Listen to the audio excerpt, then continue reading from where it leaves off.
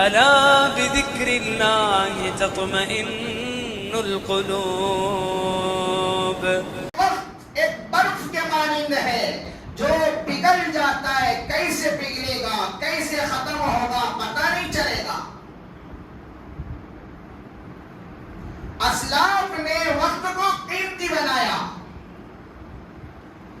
امام نبوی رحمت اللہ علیہ 24 گھنٹوں میں صرف ایک مرتبہ کھانا کھاتے تھے، صرف ایک مرتبہ کھانا کھاتے تھے، اور کھانا کھانے میں جو وقت لگتا تھا اس وقت کو علمی کاموں میں صرف کرنا پسند کرتے تھے. فضیل ابن عیاض رحمت اللہ علیہ پورے ایک ہفتے کی گفتگو کا حساب کیا کرتے تھے. اس ہفتے سے لے کر، اس جمعہ سے لے کر آئندہ جمعہ تک، یعنی کہ گزشتہ جمعے سے لے کر اس جمعہ تک جتنا وقت میرا گزرا ہے اس سارے وقت کا حساب لیتے تھے، اور اس اعتبار سے محاسبہ کرتے تھے کہ پورے ایک ہفتے کے اندر میں نے کتنے کام فالتو کے کیے، بیکار کیے، اور کتنے کام میں نے فائدہ کے کیے. پورے ایک ہفتے کے اپنی گفتگو کا محاسبہ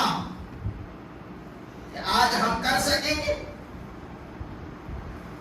ایک دن کی ہماری باتیں اگر ہم جمع کرنا چاہیں تو کتابیں بن جائیں گی. اتنی باتیں ہم کرتے ہیں.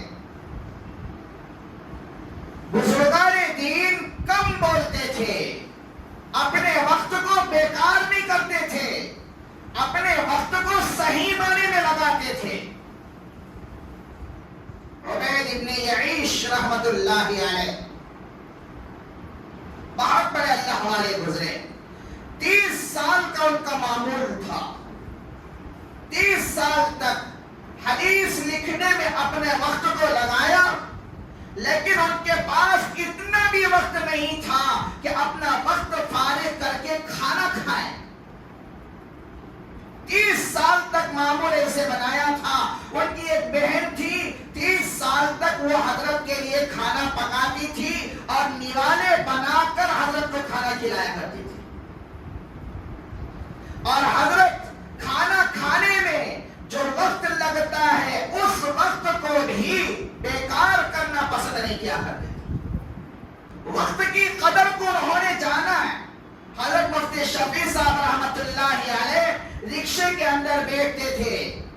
5 منٹ کا سفر ہے یا 10 منٹ کا سفر ہے، اور اس 10 منٹ میں 5 منٹ میں یہاں سے وہاں پر تک جانے کے لیے لگیں گے.